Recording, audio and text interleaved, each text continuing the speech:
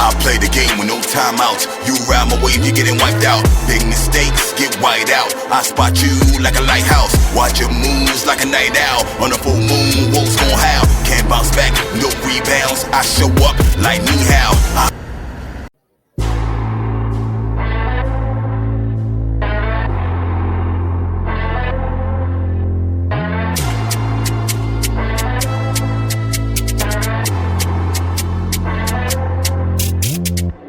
I play the game with no timeouts. You ride my wave, you're getting wiped out. Big mistakes get wiped out. I spot you like a lighthouse. Watch your moves like a night owl. On a full moon, wolves gon' howl. Can't bounce back, no rebounds. I show up like me how. Yo, welcome back to another episode of the Tip Off. I am your host, Iceman the Eskimo, and y'all know it's winding down. It's almost the exciting time of the season to see what the Nets is gonna do in the draft. But I'm not gonna talk about that yet. I'm gonna talk about the last two games, right? So right now we're in the sixth spot in the draft for the sixth worst record. I'll put it like that. The sixth worst record. So we're in the sixth spot right now. Philly's in the fifth, and y'all know the rest. So I think we're gonna stay in the sixth spot for now until it's time to see where we land at in the lottery when those lottery drawings come out. All right, so we're gonna talk about the game that we lost first was against the Raptors. Right? Let's go to the Raptors numbers. Zaire, 11 points, 4 rebounds. Watford, 13 and 5. Timmy, 13 and 7. Beekman, 14 and 5 and 4. 13, 4 and 7. Etienne, 7 and 4. Dariq Whitehead, 13 and 4. Lewis, 13 and 4. Ivoma, my guy, Tucson, 12 and 7. 12 and 7. Now, I'm going to say, we lost that game, but the guys ain't played too bad, right? Reese Beekman did an okay job that game. And everybody, it was a lot of double figures. Let me count. 1, 2, 3, 4, 5, 6, 7, 8. 8 guys in double figures. Most of the G League team. The guys did what they could do that game, and they played. I would say they played pretty well. They scored 109 points. Now your G League team is scoring 109 points. Y'all doing something. I think when Etienne and Timmy was down there, Reese Beekman, I think they were averaging closer to 115 points, something like that. It could be higher. I'm not sure, but I think it was somewhere around 115. So these dudes can score regardless of the NBA level or not. I know the Raptors didn't play their starters. They only had RJ Barrett out there, and it's still a close game. You know what I mean? So ain't really too much to talk about. Oh, I'm gonna talk about Reese Beekman. I'm gonna talk about guys that most people don't talk about. Reese Beekman, as I once said, I'm not sure if he's an NBA player, but in the G League, he does pretty well. In the G League, he does pretty good. Now, 14, 5, and 4 is not bad. It's not bad because this is the first time he really starting to score. And, you know what I'm saying? He has not showed the Nets fans what I've seen in the G League, which is the dude can hoop. You know what I mean? I'm just not sure that he's an NBA player. He might be a tweener or he just might be a G League guy that just can't make it up to the NBA. You know what I mean? He might be one of those. You know what I'm saying? If I ain't stabbing him like that, then I'm telling you, I really don't know. Like, I gotta see more Reese. I know he was doing good for the Warriors G League team, and our G League team is doing a decent job. You know what I'm saying? So I'm not sure about Reese Beekman. You know, I like Tucson. A lot of fans kind of like Tucson. He's solid. He's a solid player. You know what I mean? Solid. Let me see, Dariq Whitehead. Dariq, Like I said, I think Derek needs another summer to get his legs back. His legs are not all the way back yet. I don't think he's explosive as he once was, and he can still get that explosive in the back. It's not gone. I don't think it's gone completely. I think it's going to come back this summer. Give him some more time to work on it. His shot is coming back. As I'm going to talk about in the second game, his shot is coming back. He's got confidence. I done seen him dribble, put the ball on the floor. I see him be creative in the G League. Don't be mad. I'm going to say it again. Don't be mad because he wanted to be in the G League. There's a reason. He wants to work on his game and get his legs back so he can look like his old self. I know we get on Claxton for not looking like his old self. We get on Ben for not looking like his old self. So he's telling you now that he wants to be in the G League. Let him be in the G League. Let him put in that work because you won't. Most fans won't be satisfied with a product. You know what I mean? Like if he's halfway there or he's like 60% there, fans won't be satisfied. So he's trying to get himself back to the point where you'll be like, oh, okay, Derek is the keeper. So, you know what I mean? Let the dude work. Let him work. Let him get himself back together and do what he do best. Hoop. You know what I mean? So we're going to go over to the next game, which is the one that we won against the Pelicans. Now, CJ McCollum and Zion did not play that game. But once again, the Nets G League, most of the players that's in the G League, except for Watford, right? And Zaire. Watford had 22, 5, and 3. Zaire had 9 and 4. Claxton had 13, 3, and 4. Reese Beekman had no points, 10 assists, 4 rebounds. Now, just because he scored doesn't mean he wasn't hooping. He had 10 assists. You know what I mean? Like 10 assists. All right. So I'm gonna go back. Jalen Wilson had 9, 4. Timmy had 16 and 9, almost a double-double. Lewis had 12 and 5. Etienne had 11. Derek 14, 2 and 2. Iwoma 13, 2 and 4. Now, once again, most of the guys in double figures. You know what I'm saying? And they scored 119 points this game, and they won. Shout out to T. Watt, Trendon Watford, for doing what he did. T. Watt get downhill, put people in the post, floater. You know what I mean? That's his game. Again, the name I'm gonna talk about it's not fancy, but Reese Beekman had 10 assists. And I don't think y'all know how hard it is to get 10 assists in this league. And y'all gonna talk about some people gonna say like, oh, the people he's passing to was hitting shots. Of course, it was hitting shots, but he had to get him the ball, right? He had to get downhill. He had to create somehow. Playing point guard, 10 assists ain't easy to get in the NBA. It ain't even a lot of people on our team that would get 10 assists. You heard? All right.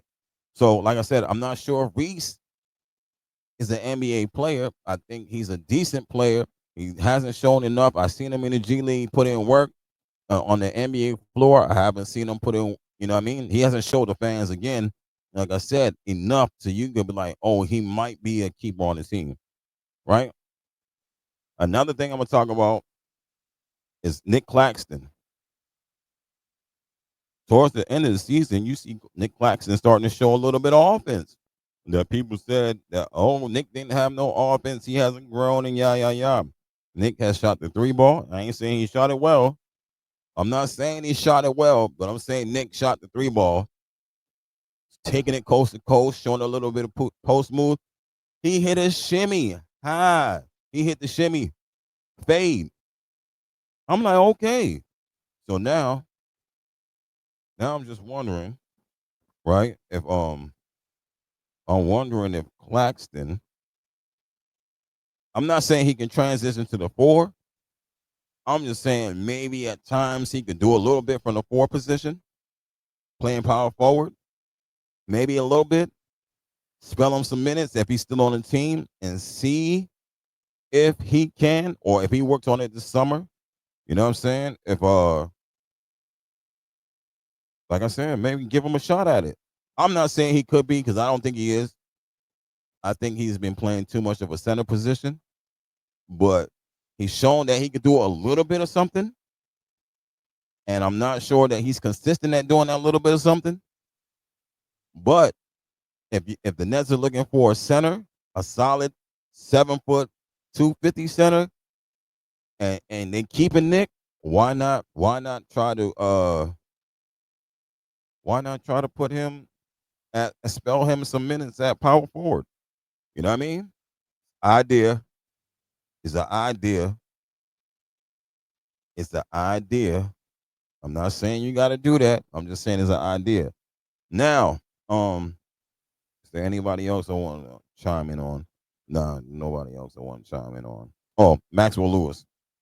Max Lewis seems like a pretty good young player. I don't know if the Nets are going to keep him. I don't know his contract situation, but those are the type of guys that the Nets need to draft young, explosive, hustle players who work well in the system. I told y'all at the beginning, if you listen to Iceman, I told y'all at the beginning, hustle players work well in this offense.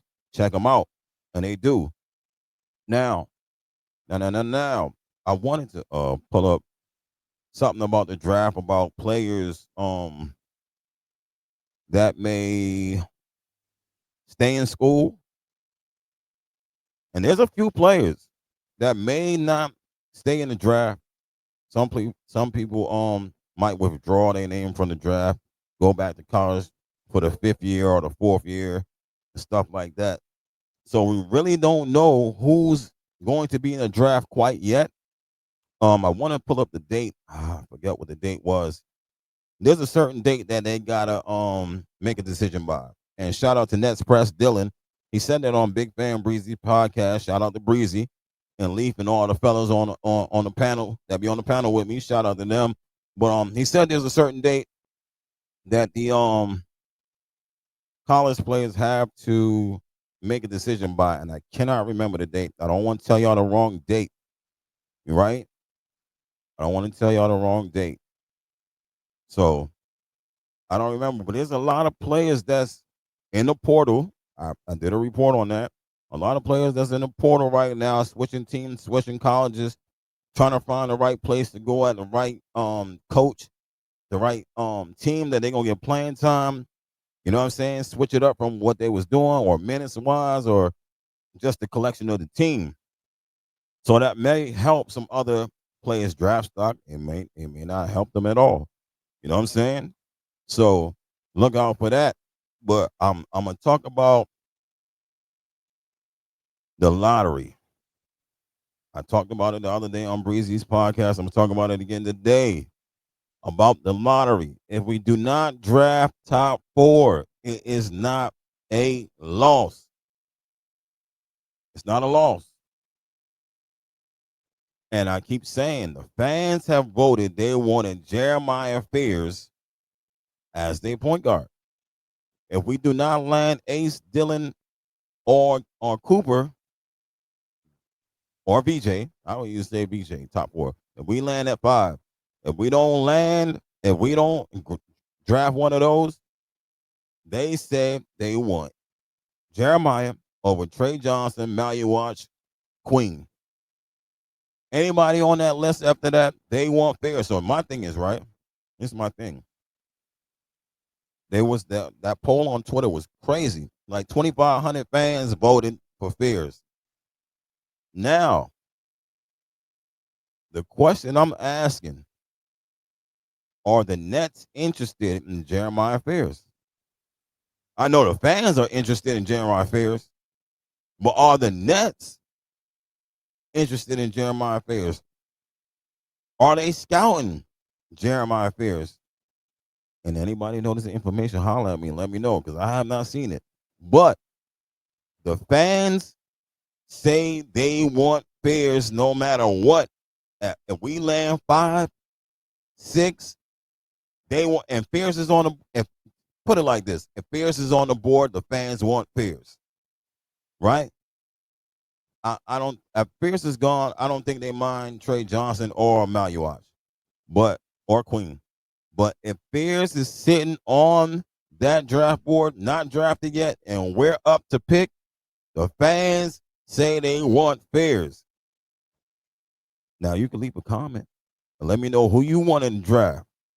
Who is the player that you want for the Brooklyn Nets? Lottery, not lottery, second round. Let me know. I'm trying to hear your thoughts. I'm trying to pick your brains. I'm trying to see how y'all will build a team. Let me know something, right? Let me know, because I know. Y'all know I know. I know the players. I know how I want to build a team. That's why I would never say it's a loss if you don't pick top 3. If you don't pick top 4, it's not a loss. You still got to build a team. Now, are there pieces or players that you can build a team with? Yes. Do you have to get your franchise guy? It would be nice. It would be nice that you can get 2 franchise guys, like my guy Pod. Shout out to Pod Thorne. 2 Ace, and you go get Boozer, AJ, Darren Peterson, Nate Ament. You get one of those guys next year to pair with, right? You get Cooper and the same thing. You get Dylan and one of those guys next year, same thing, right? But if you don't get that guy, I still think you could build a good team.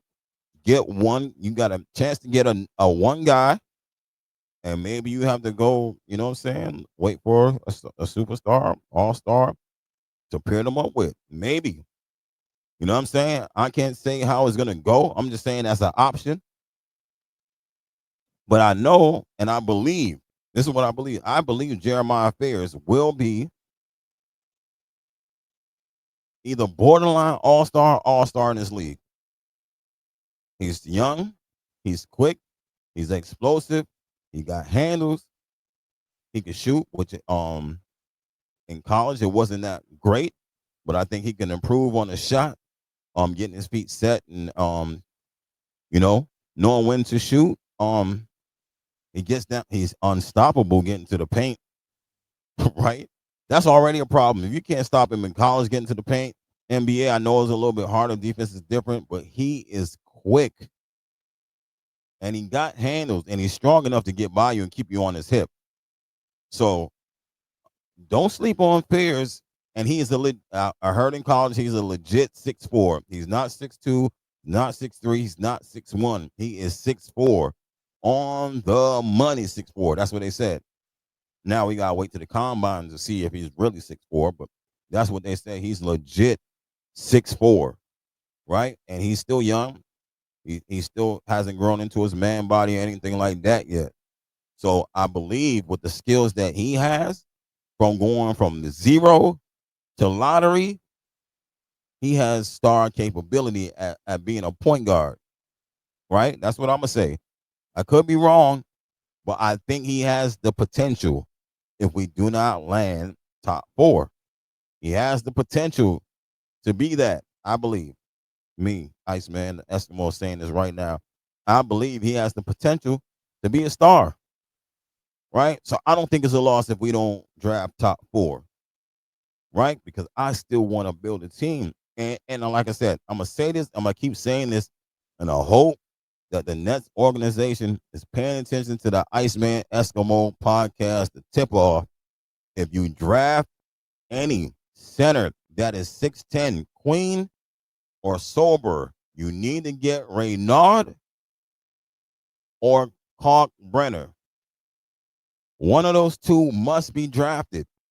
If you draft a 6'10" center, the league is going to 7-footers, 6'11s at power forward, if you can find them, and 7-footers. There are a lot of 7-footers in this draft who are nice. Seniors ready to play. 6'10", look at Daron does a pretty good job. Claxton, 6'11", not big enough, does a decent job with a team around him. There are a lot of 6'10" centers. I didn't think so, but there are a lot of 6'10" centers in the league. But not all of them can hold their own, right? And there are bigger teams out there. You know what I mean? or bigger. I say solid power forwards. Al Horford. Um.